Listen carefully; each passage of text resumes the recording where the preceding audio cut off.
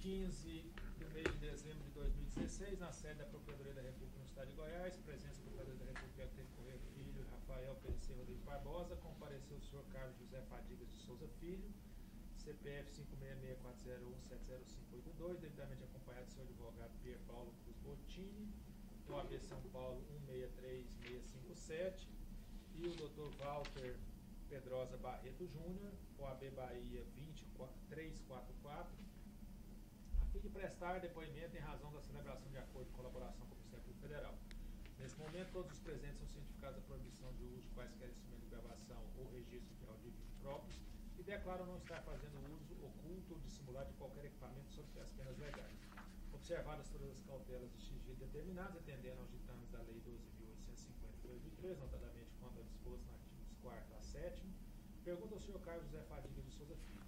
Os advogados ora presentes são seus defensores legalmente nomeados para lhe assistir no presente ato? Sim. O senhor renunciou ao direito ao silêncio, afirmando o compromisso legal de dizer a verdade? Sim. O senhor pretende colaborar de forma efetiva e voluntária com as investigações e processos criminais nos termos firmados com o Ministério Público Federal? Sim. O senhor, junto de seu defensor, autoriza expressamente, está ciente do registro audiovisual do presente ato de colaboração? Sim. O senhor está ciente dos efeitos da colaboração premiada, que os efeitos da colaboração premiada dependem de um ou mais dos resultados previstos no artigo 4º da Lei 12.850 de 2013? Sim. O senhor, no tocante ao anexo 4, Guerra dos Portos e Delcídio Amaral, pretende responder às questões formuladas? Sim. Então vamos às questões.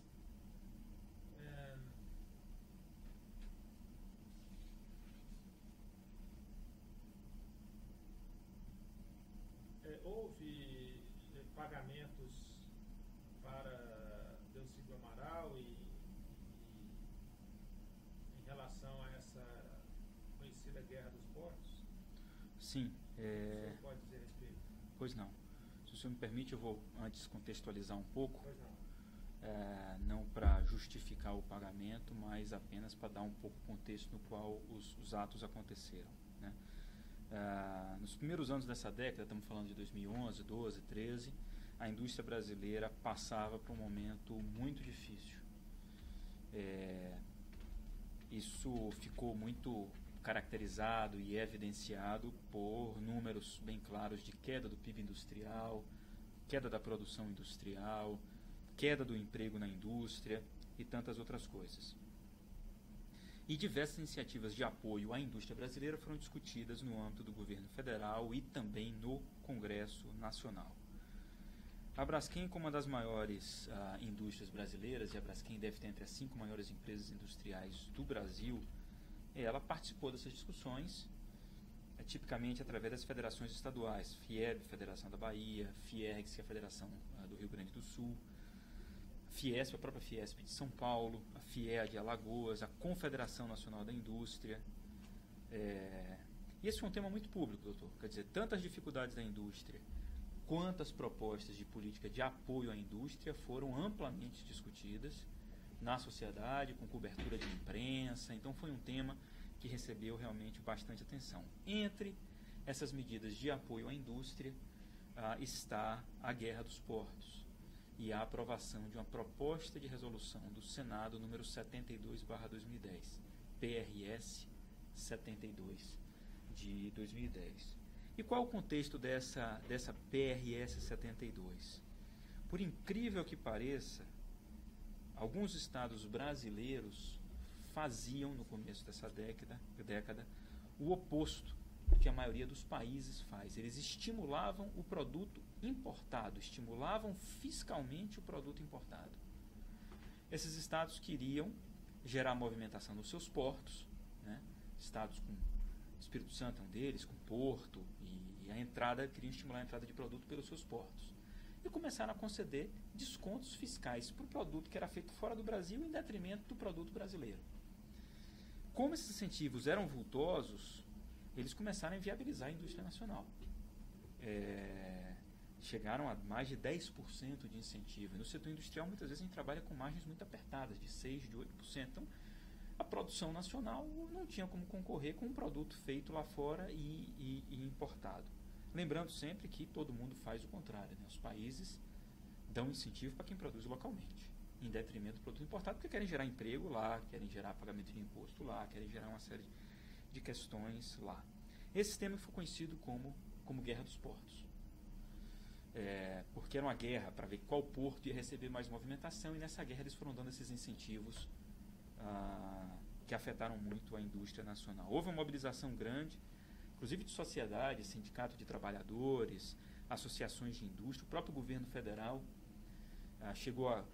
ministros chegaram a classificar essa política de alguns desses estados como lesa pátria e tudo mais. E foi essa mobilização que foi feita para aprovar uma proposta de resolução do Senado, a PRS 72, que limitaria a capacidade dos estados de conceder incentivo para o produto importado.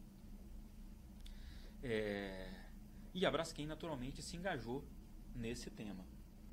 Qual foi o alinhamento feito com o Marcelo Odebrecht de minha parte? Quer dizer, de forma coerente com o alinhamento que eu já tinha tido com ele antes, eu me concentrei onde eu já estava concentrado, que são as federações das indústrias, a Confederação Nacional da Indústria, a Associação Brasileira da Indústria Química e várias associações industriais, a ABIT, a BIMAC, a Aço Brasil. Foi uma mobilização grande porque a indústria de vários setores estava apanhando do produto importado, né? E a parte de relacionamento político, para fazer andar dentro do Senado esse tema, foi tratada por quem tinha essa relação. Aí, notadamente, o Marcelo Odebrecht, que tinha relação com o Poder Executivo, o Cláudio Mello, que tinha relação com o Poder Legislativo. Lembrando sempre que eu tinha assumido a Braskem vindo dos Estados Unidos. Esse é um ponto que eu acho importante acrescentar. Que eu tinha vindo dos Estados Unidos, eu não tinha, portanto, relações políticas aqui. E antes disso era de uma área de apoio, era de finanças. E o Marcelo tinha exatamente as relações no Poder Executivo e o Cláudio no Poder Legislativo. Levantamos e-mails da época para recompor um pouco essa história. Eu fui buscar e-mails dessa época para recompor essa história. Bem, como o assunto afetava toda a base industrial brasileira, o Poder Executivo se envolveu. Os ministros e a própria presidente da República se envolveram para fazer esse assunto andar. O governo estava perdendo a arrecadação, né? As indústrias produzindo menos estavam perdendo a arrecadação. Marcelo conversou com o ministro Guido Mantega, e aqui nas minhas notas, só relembrando um pouco desse histórico, e o Guido Mantega indicou o senador Romero Jucá, que a base de apoio do governo no Senado ia ajudar a resolver o assunto. Eu só voltar um instantinho. Pois não. Para conseguir reconstruir essas relações, especialmente do Cláudio Filho e do Sr. Marcelo Odebrecht, cada um com o Poder Executivo e Legislativo, respectivamente, o senhor precisou se valer de levantamento de e-mails? Eu me vali de levantamento de e-mails para relembrar os interlocutores, o que eles tinham dito à época. Então, esses e-mails ajudaram bastante, né? Tem lá um e-mail de Marcelo dizendo: tive com o Guido, ele disse que a base de apoio do governo no Senado vai ajudar. Então, foi isso que eu incorporei aqui. Estão aí como anexo. Deve ser um dos primeiros, doutor. Deve ser o 4.2. Esse anexo. Eu acho que esse... 4.2. Agora temos que ir com tudo. Você, Marcelo, mandando para Cláudio, eu estou copiado. CMF. CMF é o Cláudio Melo Filho. Para CMF. Veja com Jucá, alguma coisa assim. Agora temos que ir com tudo. CMF. Veja com Jucá, se GM, quem é GM? Guido Mantega. O GM é Guido Mantega. Quer colocar aí no anexo 4.2. O GM é Guido Mantega. CFM é Cláudio Melo Filho. Melo Filho. Se GM está mesmo firme, conforme me disse. Ele me disse que orientou RJ a Romero botar Jucá. Romero Jucá. Não RJ é Romero Jucá.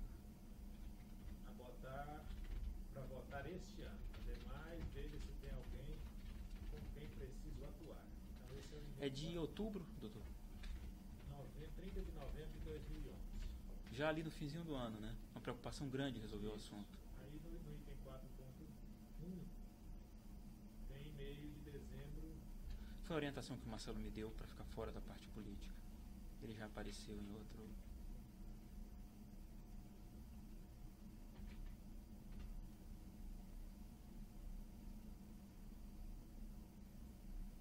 Certo. Aqui tem um e-mail seu para o Marcelo que diz o seguinte: Marcelo, apenas como informação, estamos com a estratégia de comunicação da sucessão montada para essa semana que vem, começando no dia 7, depois da RCA virtual. O que é RCA virtual? Reunião de conselho de administração, que ia me eleger como presidente. Voltamos para o contexto de finzinho de 2010 aí, eu assumindo. Aí eu digo a ele que eu vou visitar algumas pessoas, ele me fala para despriorizar a relação política. Na verdade, já na segunda, dia 6 pela manhã, estaremos com o Jacques Wagner iniciando esse processo. Um abraço. Aí, então, RCA é reunião de conselho virtual, você colocou aí, né? Conselho virtual De administração, de administração. Reunião de conselho de administração, isso. Aí tem logo em seguida um e-mail do Marcelo para o senhor dizendo: JW é tranquilo, JW é o Jacques Wagner. Então, JW é Jacques Wagner. Depois ali o CMF, que é o Cláudio Melo Filho falou, né? A agenda dele. Cláudio Melo Filho é o CFN, é o MF, é o principal contato da organização com o JW. A organização é quem? A organização Odebrecht. Então, a organização é o Odebrecht. Veio 4.1. Esse é o 4.1. Você Gente, olha, 4.1 ou 4.2? 4.1. O 4.2 é aquele anterior em que ele fala do Das siglas. GM Aham. e do RJ. O 4.1, esse que nós estamos tratando agora, Que na JW, só para a gente Perfeito, perfeito. definir quem são essas siglas aqui, porque Perfeito. isso pode ser útil lá na frente. Tá. JW é ele já disse, é o Jacques Wagner. Você precisa depois combinar com BJ uma ida a Sérgio Cabral. Quem é BJ? Benedito Júnior, presidente da construtora. Então, BJ é o presidente, Benedito Júnior, presidente da construtora Odebrecht. Quanto a Tarso, recomendo que vá com Alexandrino e Walter Lana. Alexandrino ou Alexandrino? Alencar. E o Walter Lana? Funcionário da construtora, acho que cuidava do mercado do Sul, Rio Grande do Sul e tal, daí, porque a relação com o então governador Tasso Genro. Ele é colaborador, Walter Lana? Eu acho que sim. Eu não tenho certeza. Coloca que o Walter Lana é um funcionário carregado da região sul. Da construtora. Funcionário da construtora. Com Alckmin, se achar que precisa, pode ser comigo mesmo. Tem também Venezuela com RR e EA. RR e EA. Quem são? Roberto Ramos e Euzenando Azevedo. Os dois do grupo, né, da organização Odebrecht, os dois funcionários. Desculpa, o segundo nome me escapou. Euzenando Euzenando. Azevedo. Eles atuavam lá na Venezuela? O Euzenando era o presidente da construtora na Venezuela. O Roberto Ramos cuidava da parte de óleo e gás do grupo Odebrecht, que também tinha negócios na Venezuela. E o que o Marcelo Odebrecht quis dizer assim, qual que seria... Porque aqui o que se estava vendo era contatos políticos aqui no Brasil relacionados a esses interesses que o senhor está dizendo aqui do problema da guerra dos portos, não é isso? Isso, na verdade, então deixa eu colocar esse e-mail em contexto, doutor, porque ele vai aparecer outras vezes. Sim. Esse e-mail ele aparece outras vezes porque esse e-mail, o que mostra? A dinâmica entre eu e Marcelo. Eu estou assumindo e digo a ele, estou indo visitar as fábricas para me apresentar como presidente novo. Algumas pessoas já me conheciam como financeiro, me apresentar como presidente novo, e vou aproveitar para visitar os governadores. Aí Marcelo, aí primeira reação dele, na sequência ele manda um outro e-mail mudando. Na primeira reação dele é o seguinte, se você for falar com não sei quem, aí vai dando os nomes de dentro de casa. Se você for falar com o governador do Rio, vá com o Benedito Júnior, se for no Sul, vá com não sei quem. Na Venezuela, que você precisa também fazer uma visita institucional na Venezuela, é não sei quem. Só que ato contínuo, horas depois, ele manda um e-mail de cima. Despriorize. Essas relações já existem, despriorize. Tá. E eu respondo dizendo, obrigado pelas sugestões, vou despriorizar, vou me concentrar na Biplast, ou seja, nos clientes. Certo. Então esse e-mail aqui, que ele fala, esse primeiro que nós estamos cuidando aqui, ele não está falando especificamente da Guerra dos Portos, Não. mas genericamente da sua relação, Do meu ou foco. da relação como seria com os políticos. Perfeito. Entendi. E o meu foco nas associações de classe, Fiesp, tal, nos clientes e a relação política tratada no nível da Odebrecht S.A. Certo. Ele fala Eu trago esse contexto de novo, porque na Guerra dos Portos, volta esse contexto. Fadiga, pegue lá as federações e eu e Cláudio. Tá. Eu vou me concentrar aqui na identificação, então, das siglas que Perfeito. coloca aqui, pra gente entender. México com RR e Luiz Welly. Isso. Luiz. Will. W-E-Y-L. Não, Não, W-Y. Não, aqui está W-E-L-L-Y. Está escrito errado. Ótimo. Então vamos corrigir isso aqui. É México com RR. RR é O mesmo Roberto Ramos, que cuida de América Latina. América Latina como um todo. E esse Luiz, Aí agora é o responsável pelo Odebrecht no mercado mexicano. na verdade, não é Luiz, o L é o W-E-Y e talvez L duplo, acho que é L duplo. LL. Will. Isso. Então você diz que o L aqui, na verdade, é o Will. W-I-L-L-Y. W-E-L-L-Y está escrito errado. É o que como o Marcelo escreveu aqui no e-mail. Que na verdade é esse mesmo que ele acabou de soletrar aí. Quer que eu solete de novo? Por favor. Pode falar. W-E, né? Em São Paulo. W-E-Y-L-L. Will. Estados Unidos, ele deve falar de Estados Unidos também. Ele fala quando o mercadante for confirmado, eu vou com você. Foi confirmado no Ministério da Tecnologia. É. Assim como a JSG após confirmado. O que é JSG? Deve ser do José Sérgio Gabrielli, presidente da Petrobras. O JSG é José Sérgio Gabriel.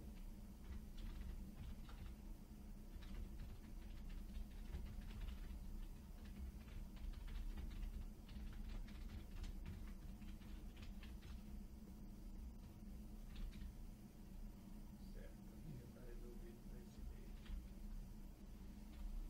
Aí agora nós temos o e-mail do item 4.3, ele fala, peguei agora no evento da Isto É, o Manteiga, Jacques Wagner, o Pimentel e os dois últimos me ajudaram com o primeiro. GM é Guido, Manteiga. o Guido Manteiga, esse eu já falou.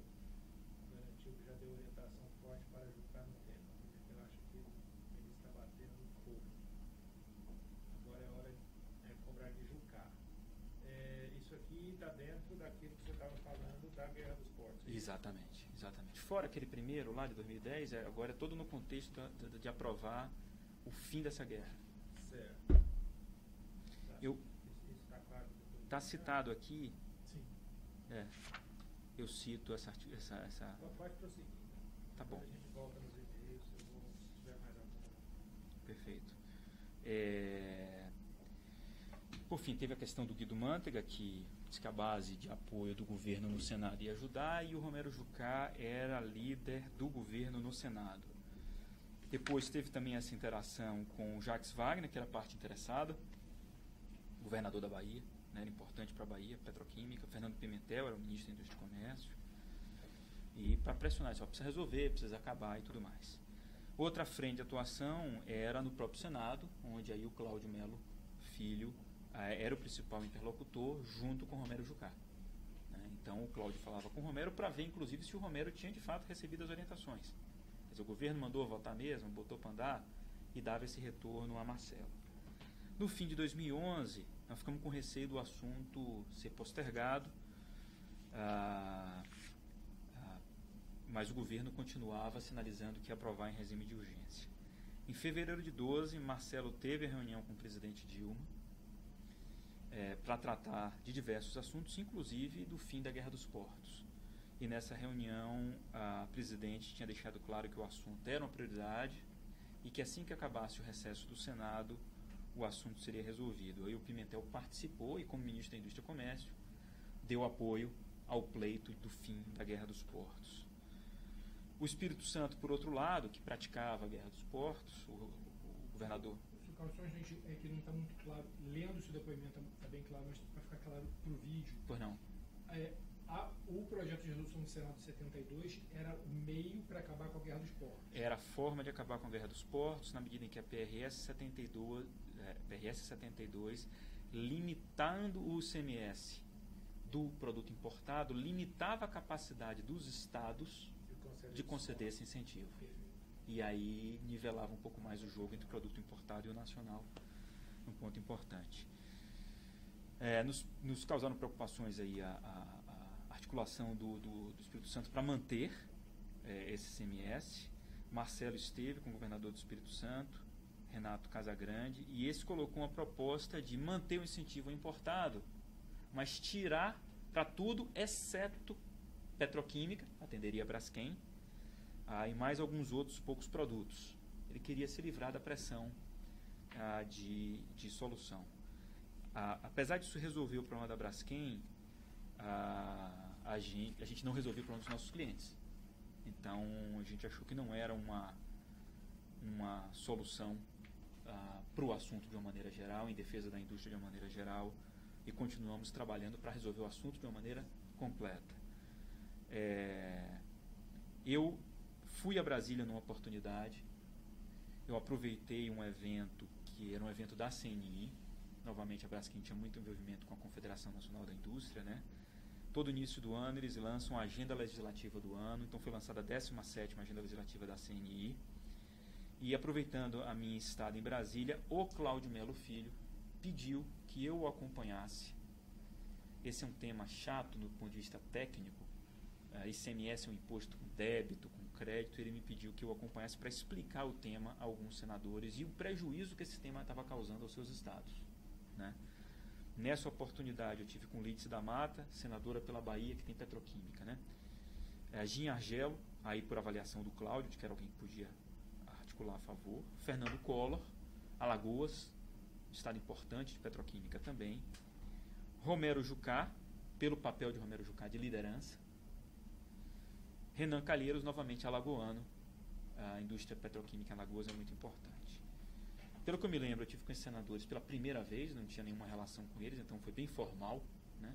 O senador me tratando de presidente, eu tratando ele de senador, enfim. E expliquei o tema e foi uma reunião absolutamente normal. O único ponto que eu me recordo assim foi na despedida do senador Romero Jucá. Ele disse: olha, contamos com o apoio de vocês no futuro. Eu disse: tá ótimo, senador, vamos em frente e tudo mais. Bem, voltando agora para o outro lado, Marcelo continuava, para o lado do Poder Executivo, né? Continuava conversando com Guido Mantega, que continuava apoiando o tema, dizendo que era uma prioridade e alertando, inclusive, em relação a interferências. Disse que o senador Francisco Dornelles estava perturbando, porque achava que a PRS não era a melhor solução. Enfim, como resultado de toda essa mobilização aí, em 24 de abril foi aprovada a PRS com um texto que não eliminou, mas reduziu muito a capacidade dos estados de dar incentivo, o que era importante para a indústria, né? Não só a Braskem, mas a indústria de uma maneira geral. Eu não tenho notícia de nenhum acordo financeiro com o Poder Executivo, mas com o Poder Legislativo eu sei que houve. O Cláudio Melo, que cuidava dessa relação, procurou a mim e a Marcelo Odebrecht, que era o líder dele, inclusive, e falou sobre a necessidade da liberação, pelo que eu me lembro, por volta de 4 milhões de reais, que ele destinaria a políticos. Só voltar um pouquinho, tem um episódio envolvendo o senador Francisco Dornelles, que estava fazendo um movimento contrário à intenção de aprovação. Você se recorda desse episódio? Não me recordo especificamente do que era. Tinham alguns senadores que achavam que a solução não era por aí, precisamos resolver junto um outro problema. Se botasse mais um problema para resolver, era a forma de não resolver nada, né? Vamos resolver o ICMS todo do Brasil logo. Não vai resolver nada. Então essas interferências eram no sentido de que isso podia prejudicar a aprovação da PRS. Era mais uma orientação do ponto de vista político, de não sei quem está trabalhando contra, não sei quem está ajudando. E eu me lembro de ter esse e-mail, tive com o Guido Mantega, do Marcelo, né? O senador Dornelles continua perturbando. Eu não sei se eu trouxe ele como anexo, doutor, para ser sincero. Tá aí, né? Pronto. É só para dar um pouco desse contexto. Eu não lembro exatamente qual era a opinião do senador Dornelles. Bem, o uso dos 4 milhões de reais, retomando aqui, seria detalhado por Cláudio Filho. E aí eu queria trazer exatamente o ponto que o senhor me perguntou sobre o senador Delcídio Amaral, né? Tempos depois dessa aprovação, essa aprovação se deu, pelas minhas notas aqui, em abril. Lá em julho, o presidente da Odebrecht Engenharia Industrial, Márcio Faria, portanto também do grupo Odebrecht, me disse que o senador Delcídio Amaral não tinha recebido atenção, entre aspas, da Odebrecht. E eu não tinha como avaliar se o senador tinha recebido atenção, se não tinha recebido atenção. Então eu pedi que os dois, Márcio Faria e Cláudio, conversassem, porque Cláudio era a pessoa que tinha relação com o Congresso. Terminamos fazendo uma reunião A3 e resolvemos acatar o pedido do senador. Ele recebeu 500 mil reais em caixa 2, digamos assim, como contrapartida do que ele disse ter sido a atuação dele para aprovar a PRS 72. Certo. Esse recebimento, esse pagamento foi feito através também do setor de operações estruturadas? Sim. Também com pagamentos no exterior?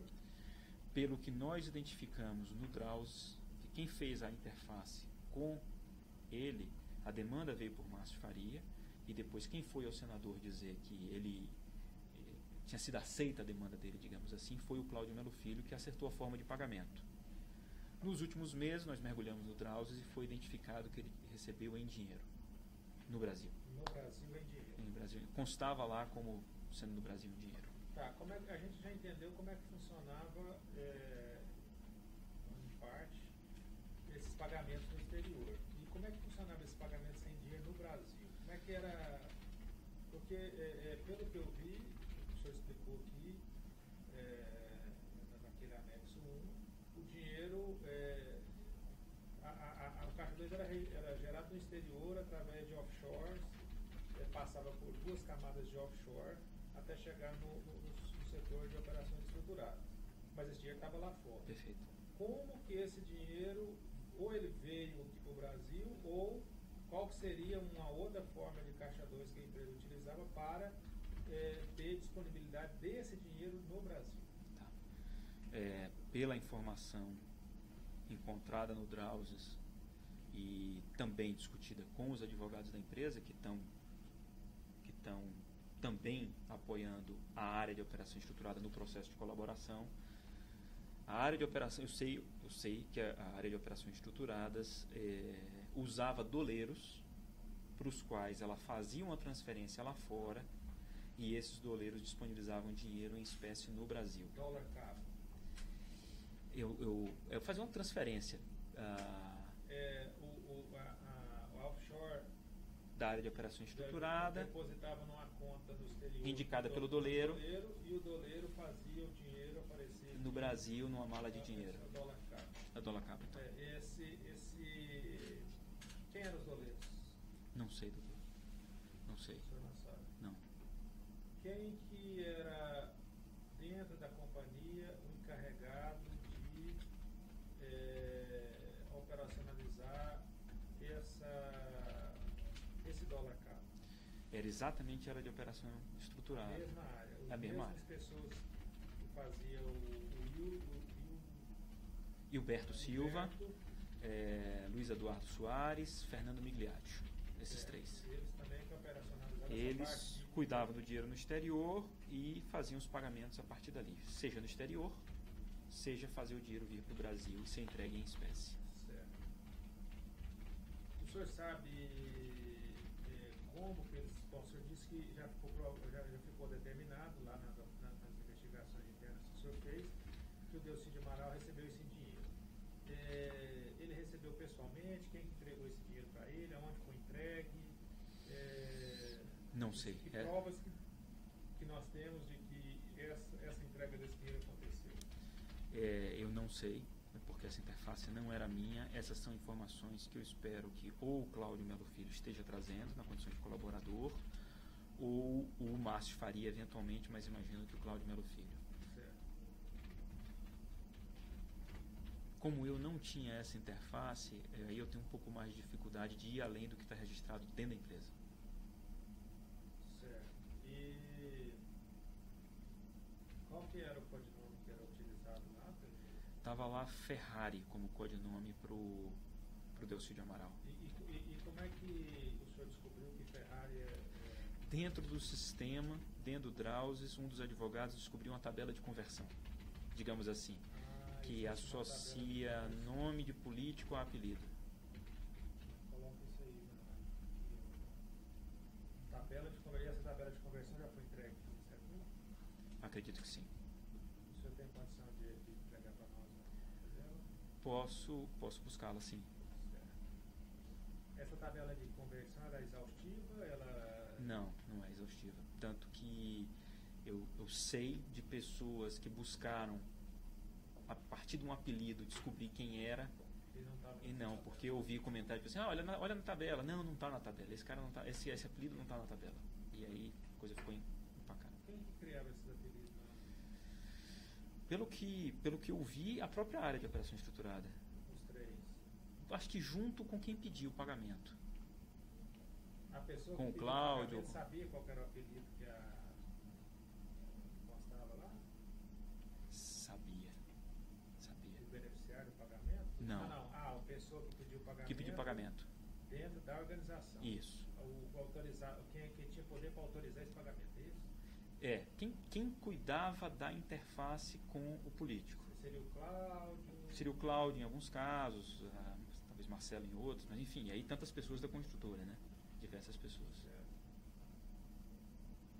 Tá, agora vamos repassar esses e-mails aqui que o senhor mandou para nós.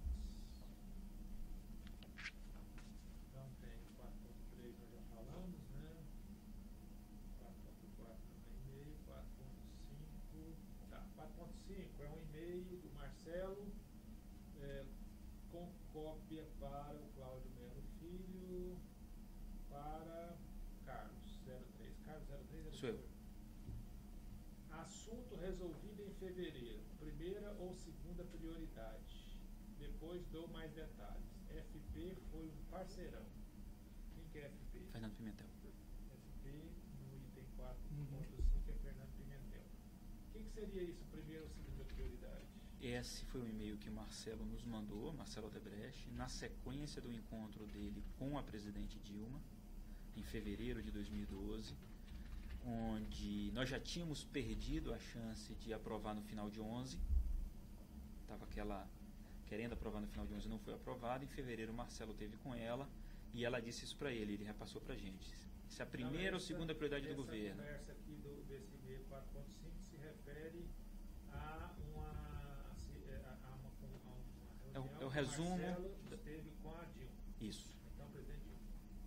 Tá. E Fernando Pimentel participou e apoiou o pleito.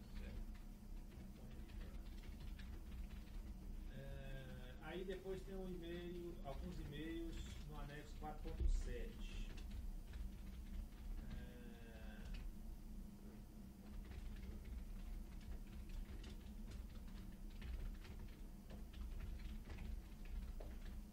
Ele fala da conversa com o Paulo Francini, né? Marcelo Ferro. Quem que é Marcelo Ferro? Marcelo Roberto. Maurício Roberto. Não, Maurício Roberto Ferro. Quem que é? É advogado da Braskem. Advogado da Braskem. E ele manda e-mail para Marcelo com cópia para o Cláudio e para o senhor. Conversei com o Paulo Francini. Acho que é Fiesp, não? Da Fiesp, isso. Aí depois teve uma resposta do Marcelo lembrando que tinha que proteger também os clientes, Isso. Né? O senhor já explicou isso.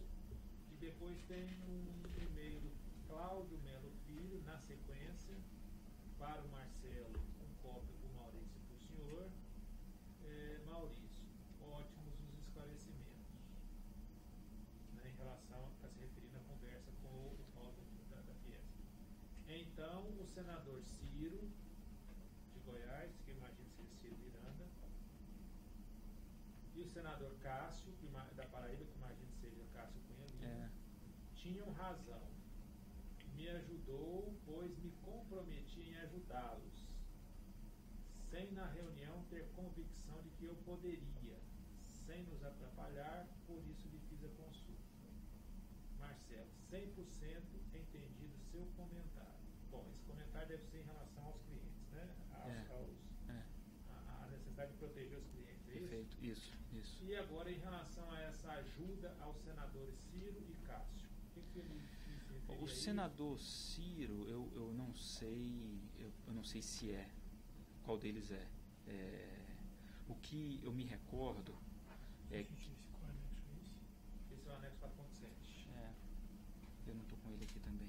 Tem mais contexto para baixo? Não tem, né? O contexto para baixo é Fiesp. Esse. É o Maurício relatando a conversa com o Paulo da Francine da Fiesp, a redação sugerida pela Fiesp, Isso. que seria 60% do produto nacional, e o Marcelo, logo em seguida, lembrando que não é para proteger só a Braskem, tinha que proteger os clientes dela também, e que era interesse da Odebrecht apoiar a solução também para os clientes. Aí, logo em seguida, o Cláudio Melo trata de dois assuntos. Ele diz que entendeu o comentário do Marcelo, que eu imagino que seja em relação à proteção dos clientes, mas aí ele traz essa informação nova, que seria, então, o senador Ciro, Goiás, que eu imagino que seja Ciro Miranda, teve aqui, na verdade ele era suplente, e senador Cássio, Paraíba, imagino Cássio Cunha Lima, tinham razão. Tinham razão no que, você sabe? Eu vou comentar o contexto que eu me lembro na época. Sim. Existia muita guerra de versão. Vamos aprovar a PRS, mas reduzindo gradualmente o incentivo. Vamos aprovar a PRS só para um conjunto de produtos. Vamos aprovar a PRS imediatamente, mas depois que a indústria se recuperar, a gente volta a dar aos estados o direito de incentivar. E tinha muita guerra de versão. E às vezes os senadores defendiam as suas versões. Não sei se a gente poderia checar depois se poderia ser o Ciro Gomes, se ele era senador a essa altura, mas enfim, defendiam suas versões dizendo: não, isso aqui inclusive é o que a Fiesp está pedindo. E ficava esse disse-me-disse. Não, a Fiesp não é a favor de reduzir gradualmente, não. A Fiesp é a favor de reduzir de imediato. Não, mas isso aqui a própria Braskem falou que quer tirar só petroquímico. Não. Braskem não quer só petroquímico. A preocupação dela é petroquímico, mas ela não está defendendo tirar só o dela. Sim, a preocupação da Braskem é com petroquímico. Porque nesse mundo político, o senador pergunta assim: mas sua preocupação é petroquímico, não é? Doutor, porque a gente faz plágio. E você às vezes nem percebe que ele fez aquele comentário para mais adiante dizer: não, o presidente da empresa me disse que a preocupação era petroquímico, quando na verdade a pergunta foi um contexto e a outra foi outro. Então, meu entendimento disso daí tem a ver com a guerra de versão, para que o Cláudio não fosse pego nesses contrapés e diz: Cláudio, não é isso, falamos com Fiesp está alinhada, tem que ter cliente junto, tem que estar junto. Foi nesse contexto que eu trouxe um pouco do e-mail mostrando como as federações também tinham um papel a desempenhar nisso. Tá, agora ele fala: me ajudou, pois eu me comprometi em ajudá-los, ou seja, o senador Ciro, Goiás, que eu coloco aqui. Você tem barra GO. Tem Goiás. Então ótimo. E senador Cássio, PB, tinham razão. Me ajudou, imagino me ajudaram, né? Pois me comprometi em ajudá-los. Sem na reunião ter convicção de que eu poderia, sem nos atrapalhar, por isso me fiz a consulta. No que os senadores Ciro, Goiás, Cássio, Paraíba, ajudaram o Cláudio Melo Filho, e no que houve, e qual foi o compromisso do Cláudio Melo Filho em ajudar esses dois, então, senadores? Olha, doutor, o que eu tenho de contexto é pouco. Então, estou te falando tudo que eu sei desse contexto daí.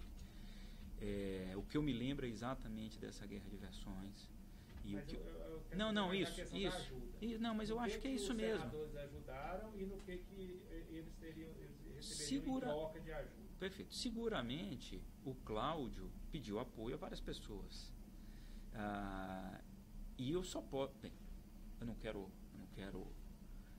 tenho o contexto todo. Do contexto que eu tenho, o que eu entendo é alguma coisa tipo: você precisa resolver esse assunto, Cláudio. Você precisa esclarecer esse ponto, senão a gente não tem como ajudar. Certo. Então, seria mas a ajuda em Fiesp troca? está falando tal coisa. Tá, mas e como seria a ajuda em troca? Eu entendo que a ajuda do Cláudio é a ajuda de. O Cláudio tem que ir para a Fiesp e os caras têm que parar de falar bobagem. Tem que ir para a Não é Fiesp. ajuda financeira. Não. Veja só, houve um pedido de pagamento, né? Esse relato vem nesse contexto. Sim. E não foi para eles. Isso eu já disse. Só que eu estou lendo isso aqui no e-mail e estou pedindo a ajuda do senhor para tentar entender o contexto do e-mail. Perfeito. O significado, por exemplo, da palavra ajudar. Ele fala: me ajudou, pois me comprometi em ajudá-los. Ou seja, os senadores ajudou o Cláudio e o Cláudio se comprometeu a ajudar em troca. Aí eu quero saber do senhor se o senhor sabe qual foi a ajuda que os senadores deram e se o senhor sabe qual foi a ajuda que o Cláudio se comprometeu a dar em troca. Perfeito. Eu não tenho a resposta, eu não sei. O que eu posso deduzir, tentando contribuir, é de que Maurício ajudou, ou Marcelo ajudou, com o esclarecimento, porque Cláudio tinha se comprometido a esclarecer o assunto. Certo. Cláudio, ajuda o assunto a andar, tem confusão. Pô, Maurício, você teve com o Paulo da Fiesp, me ajudou porque eu me comprometi a ajudar nesse assunto, a esclarecer o assunto, a limpar o assunto. É tudo que eu posso interpretar, juntando a isso o fato de que nenhum apoio financeiro a essas pessoas foi pedido. Foi pedido sim um apoio financeiro, não foi para essas pessoas. Certo.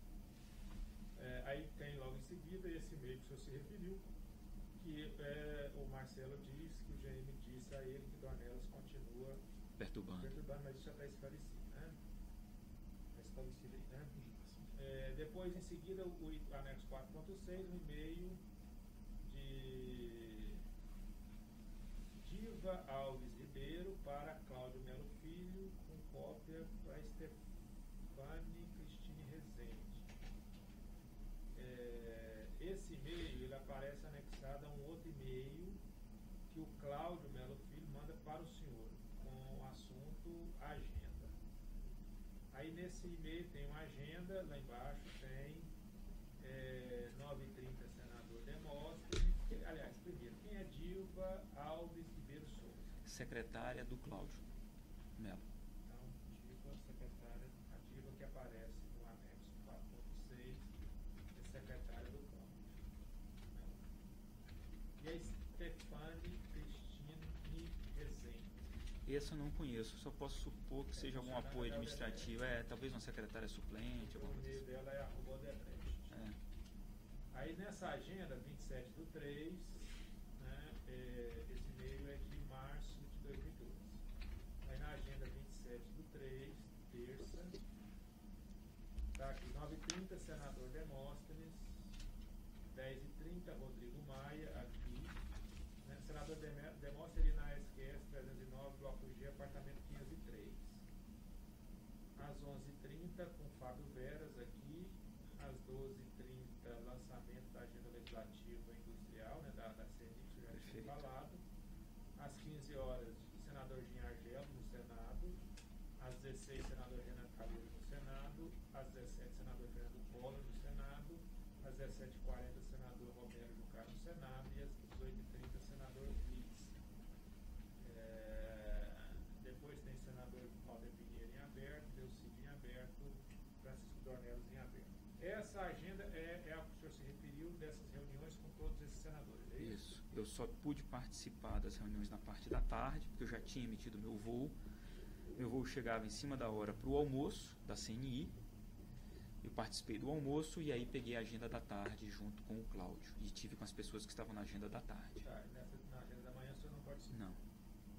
Mas essa agenda é dentro desse contexto que o senhor se falou. Exatamente. De tratar da BRS. E explicar como é que isso batia na Bahia, como é que isso estava afetando o polo da Bahia, de Alagoas e tal. 4.8 tem uma programação semanal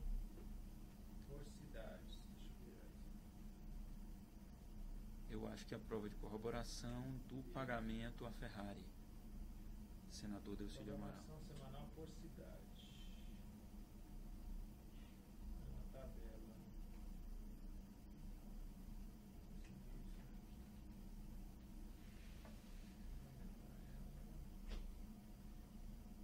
Essa tabela aqui, senhor, vou virar aqui, senhor ver. Sim. O que se trata? Foi uma tabela que nós, pesquisando dentro do sistema, dentro do processo de colaboração, dentro do sistema Drauzes, Essa tabela foi extraída do Drauzes. foi extraída do Drauzes, com o apoio dos advogados da Odebrecht, que mergulharam no Drauzes para levantar, e havia um pedido meu de acharmos alguma evidência do pagamento ao senador Delcídio Amaral. Sim. Foi nesse contexto que foi encontrado o nome Ferrari associado a ele e o valor de 500 mil, que eu acho que talvez esteja numa outra página.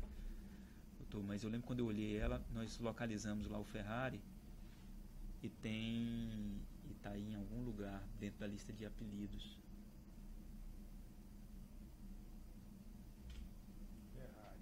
500 mil? Ferrari, 500 mil. Aqui. Na parte de baixo. Junto com outros. Feira, Musa, Alemão, Conquistador, Soldado 1. Além de Ferrari, algum desses outros nomes o senhor sabe identificar? Festança, Síndico, Pato, Poste, Tubo, Não. Contra, Bacia 1, Bacia 2, Bacia... Nossa. Escola 1, Escola 2, Surfista, Macho, Bolinha, Próximos, Caranguejo, Escafandrista, Ecochato. Esses aqui o senhor não consegue identificar, não? Não, doutor, sinceramente não. Ferrari, Feira, Alemão, Soldado 1, Chegado, Estressado, Pizza, Formatec. Esse nome o senhor não sabe. Não. Só o Ferrari que foi identificado 500 mil, é isso? É. E aí, sinceramente, na imprensa eu vi o nome de Feira associado a Mônica Moura, né? Certo. E essa senha aqui, sombreiro, essas senhas que aparecem aqui na frente, você sabe o que é, não? O que me foi dito é que era a senha usada para a entrega do dinheiro. Também no processo de colaboração, entendendo como é que a área de operação estruturada funcionava. Certo. Então, o anexo 4.8 é uma tabela onde consta o nome Ferrari, foi identificado como sendo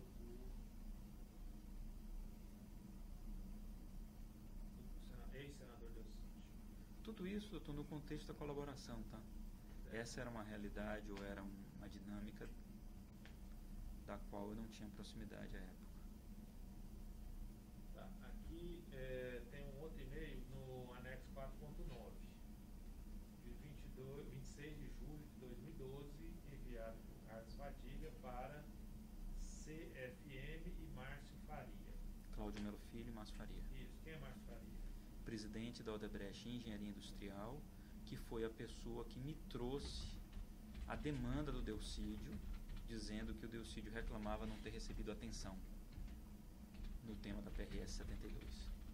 CFM, recebeu a ligação do MF, copiado, estava jantando com o nosso amigo comum. Quem que é esse nosso amigo comum? Foi uma referência ao Delcídio. Então, o amigo comum do e-mail é o Delcídio. Segundo o MF, nosso amigo estava chateado por não ter recebido sua atenção. Comentei com o Márcio Faria que você havia me dito, mas você me ajudaria muito se ligasse e comentasse diretamente com o Márcio Faria, que você me relatou sobre as tentativas de receber apoio do nosso amigo comum. Então, é o Delcídio, né? É isso aí. Certo. Então, deixa eu ter mais algum anexo para ser esclarecido aqui. Acho que não. Mais alguma coisa a esclarecer? Sim, eu gostaria de acrescentar um ponto.